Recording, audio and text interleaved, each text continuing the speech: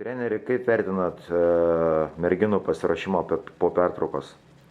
Šiandien po pertraukos merginos pasiruošimo vertinu tikrai teigiamai.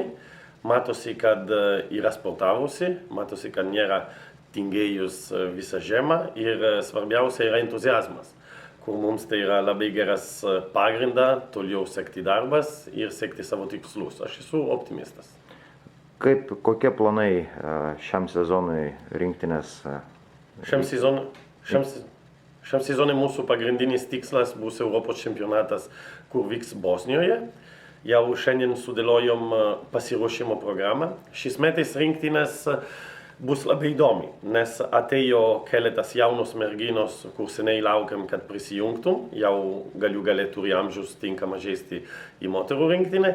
Ir yra ir patyrusi žaidėjos, kur toliau žaidžia ir duoda savo patirties ir sugebėjimai. Tai aš manau, kad šitas miksas galės būti tikrai geras ir tikimės gerus rezultatus.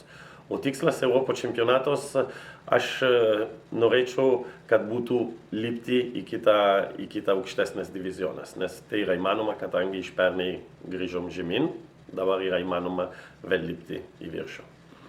Ačiū ir sėkmės jums. Ačiū jums.